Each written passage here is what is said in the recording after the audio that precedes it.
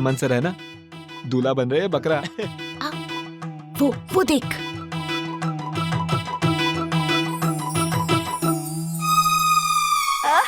जीजू तो बड़े क्यूट लग रहे हैं। तुम लोगों को बहुत हंसी आ रही है। तुम लोग अब तक यहाँ क्या कर रहे हो? मैंने कहा ना प्रोजेक्ट सबमिट करो, और कोई भी प्रॉब्लम हो तो मुझे फोन करना किसी भी वक्त। जाओ यहाँ से अभी।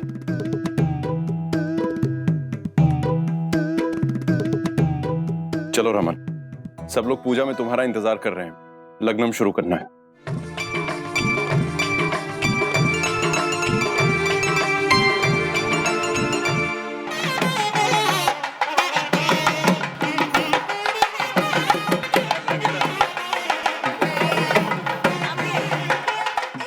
एक मिनट, इसे झूला मंडपम कहते हैं और आपको यहाँ बैठना है तो अपने जूते उतार दीजिए।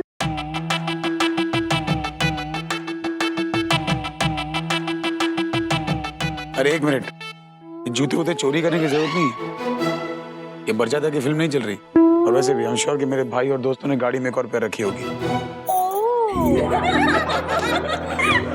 माँ एक काम करे, चप्पल की गाड़ी में रखवा दो। वांगो वांगो वांगो, जाने दो वांगो, और गलता करूंगा। मैं क्यों उड़ूंगा? उड़ना नहीं है, पकड़ो। पर ये है क्या सब? रमन बेटा, ये हमारे रिचुअल है, काशी यात्रा। यहाँ पर दूल्हा काशी भागने की धमकी देता है।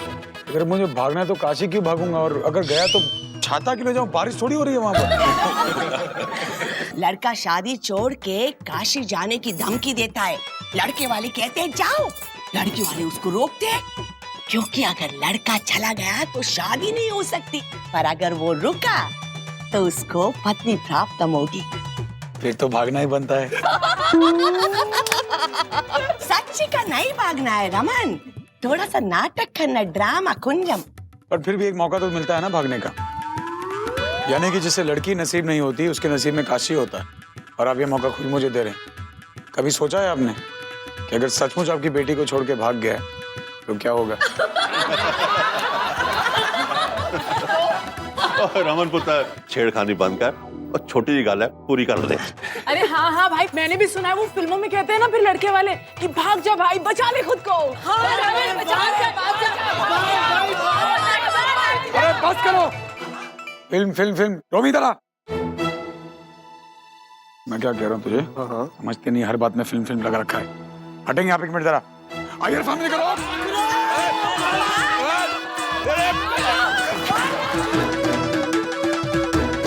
कहीं नहीं जा रहा, रुक गया है।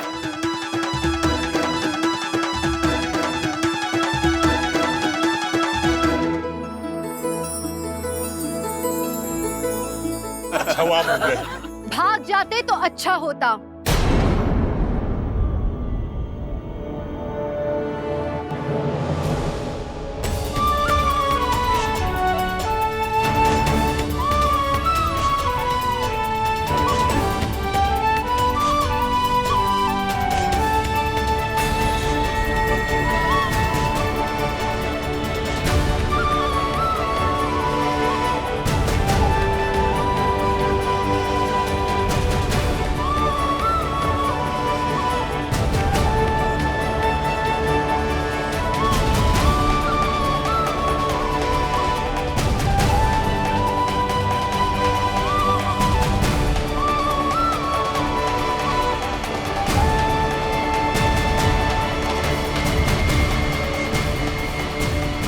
मैं आपसे शादी नहीं कर सकती mister Raman Bhalla.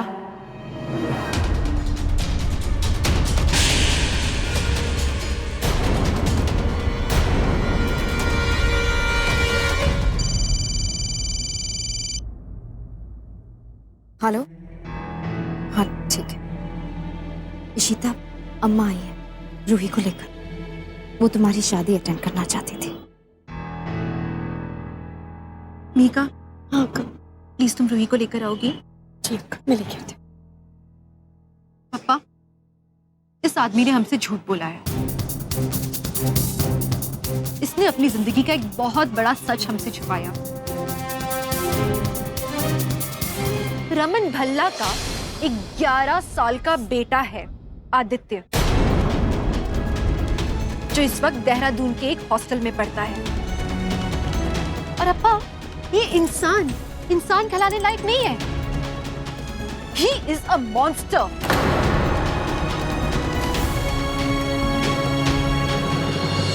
Shagun, please आप अपने मुंह से सबको बताइए ना, जो सच आपने इतने सालों से अपने अंदर छुपा के रखा है। Just tell everybody please. आप लोग इस इंसान के बारे में कुछ नहीं जानते। ये तो बच्चों के पास आने के लायक भी नहीं है।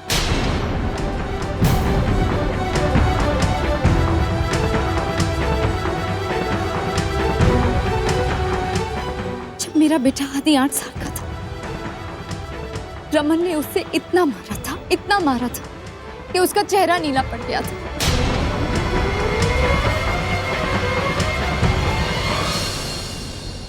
और उसका कसूर क्या था कि माँ बाप के झगड़े में उसने माँ को चुना। रमन मुझ पे चिल्ला रहा था, चीख रहा था। आदित्य ने तो बस उसे रोकने की कोशिश की थी,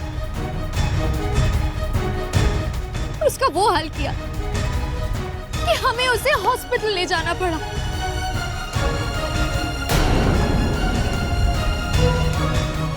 शायद ही कोई रिश्ता हो जिसमें तकलीफें ना, प्रॉब्लम्स ना, लेकिन रमन के साथ हर रिश्ते में उसका गुस्सा होता है और उसका कहर। रमन ने अपने ही बेटे को इतना मारा था कि आदित्य कोर्ट में उसके खिलाफ बयान देने गया था। ये झूठ बोल रही है। हर बात यहाँ पे झूठ है ना, तो फिर आप ये भी बोल दीजिए कि आपका कोई बेटा नहीं है। ऑफ कोर्स मेरा बेटा है, लेकिन अभी मैं उसके देखा आप लोगों ने, इनका एक बेटा है, लेकिन ये जिनसे शादी करने जा रहे हैं उनके पूरे परिवार को नहीं पता है कि इनका एक बेटा है। आप इतना बड़ा सच अगर सबसे छुपा सकते हैं तो आपकी किसी भी बात पर कोई कैसे भरोसा कर सकता है? अरे आपने अपने बेटे को दुनिया की नजर से छुपा के रखा, उसको बेदर्दी से मारा है आपने। आपका क्या भरोसा कि कल के दिन आप हमारी रूही पे हाथ नहीं उठाएंगे? क्या भरोसा है आपका कि कल के दिन रूही आपसे डरी सहमी नहीं रहेगी? क्या भरोसा है आपका कि आप एक अच्छे बाप साबित होंगे? मुझे नहीं लगता, आपका कोई भरोसा नहीं है। प्लीज, इस झूठ में मैं शामिल नहीं हो सकती। इतना बड़ा पाप मैं नहीं करूंगी। शगुन के पास ही रूही जानी चाहिए, आपके पास नहीं।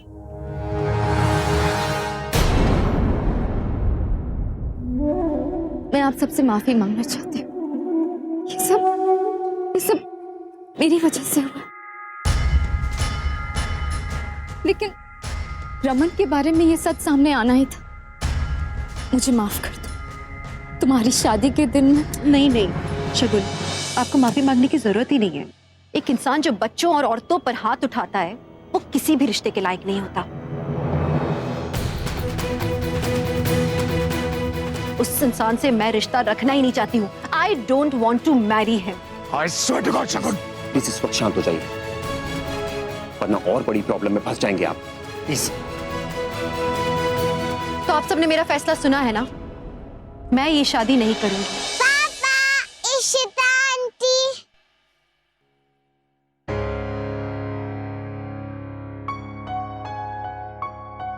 श्री बेटा चले। शगुन, आपसे मेरी एक रिक्वेस्ट है। आज बहुत ज्यादा कुछ यहाँ पर हुआ है। आई वुड रियली अप्रिशिएट अगर आज आप उसे यहाँ पे छोड़ जाओ, मुझे अच्छा लगेगा। Sure, anything for you.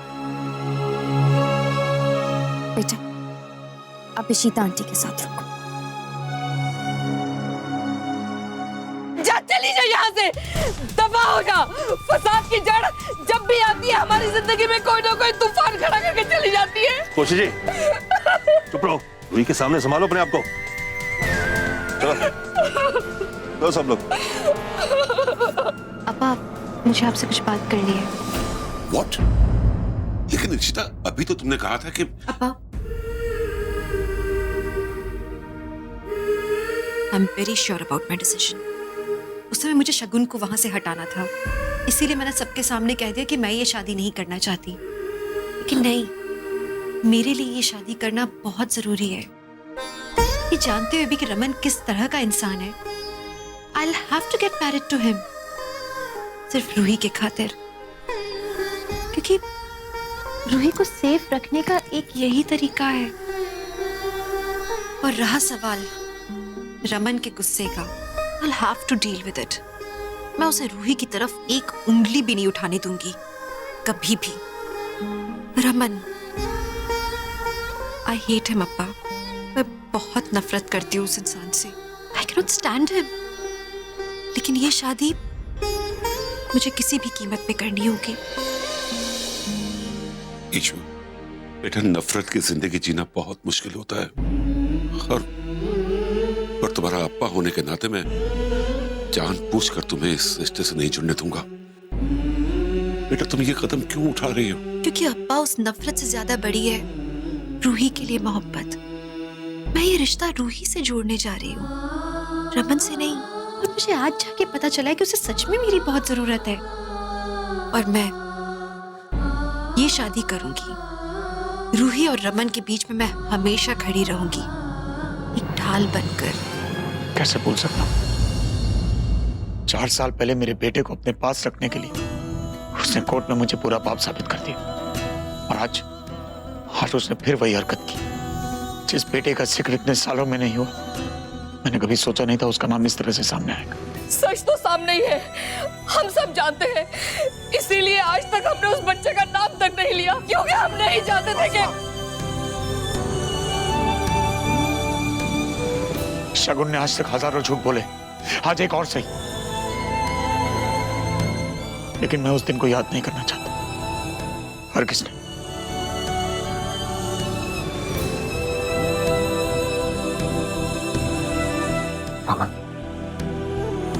Raman, हम सब यह बात भूल गए थे, लेकिन आज इस तरह सबके सामने बाहर आएगी, किसी को कोई अंदाजा नहीं था। लुकमीर, जो हुआ बुरा हुआ, मानता। शगुन ने बहुत जहर उगलाया मेरे खिलाफ, और तुम्हें लगता है वो सुनने के बाद इशिता मुझसे शादी करे? और ना करे ना सही, आई डोंट केयर। परवाह मुझे सिर्फ मेरी बेटी की। मुझे मेरी बेटी मेरे साथ चाहिए किसी भी कीमत पर। लेकिन अब पाठक, रूही को हमारे पास लाने का दूसरा तरीका सोचना होगा। मैं ये शादी करूंगी। जी हाँ, आपसे शादी करूंगी मैं। मुझे आप लोग माफ कर दीजिए, मैंने उस समय आप लोगों से बहुत ज्यादा भला बुरा कहा, बदतमीजी भी की। I am really sorry for that. लेकिन मैंने इतना सब कुछ इसीलिए कहा क्योंकि उस समय शगुन थी वहां।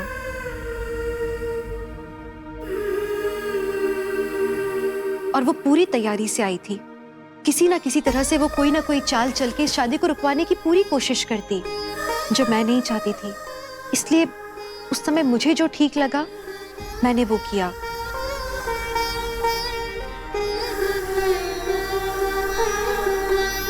मैंने आप सबके सामने इस शादी के लिए मना करके उसे तसल्ली दे दी कि वो जीत गई है। लेकिन ये शादी ये सिर्फ रूही के लिए हो रही थी, और अभी भी सिर्फ रूही के लिए ही होगी।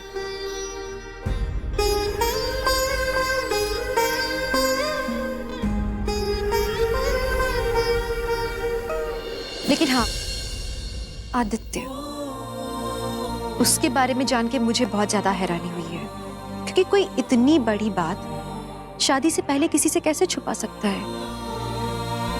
लेकिन खैर, इस शादी की बुनियाद आपकी हैवानियत या आपकी इंसानियत है भी नहीं। इस शादी की बुनियाद है सिर्फ और सिर्फ रूही। और ये शादी मैं चूंकि रूही के लिए कर रही हूं, इसलिए मैं तैयार हूं।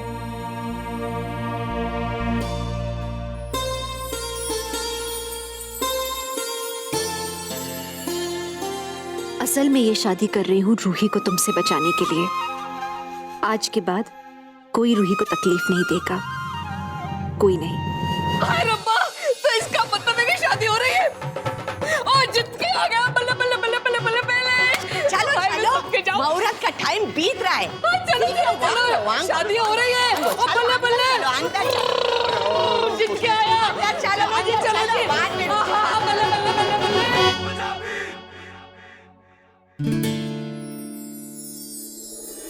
मैं जानता हूं तुम्हें शगुन की बात पर पूरा यकीन है, लेकिन जो कुछ उसने कहा है वो सच नहीं। मैं यहाँ पे आपसे कोई सफाई मांगने के लिए नहीं आई हूँ। मुझे नहीं पता है कि आपने उस बच्चे के साथ में क्या किया है, लेकिन रूही अब वो मेरे साथ में है और उसके सामने आपकी वो सच्चाई मैं कभी नहीं आने दूंगी। उसको आपसे मैं हमेशा सेफ रखूंगी। मैं तुम्हें कोई सफाई दे नहीं रहा हूं। और वैसे क्या कमाल लॉजिक है तुम्हारा, तुम्हें सच जानने की रत्ती भर भी परवाह नहीं। मेरा सच रूही है। तुम औरतें कमाल करती, किसी भी मनगढ़ंत कहानी को सुनकर उसे अपना सच बना लेती, लेकिन जानती हो सच क्या है? ये तुम सच से कोसों दूर मुहूर्त बीता जा रहा है।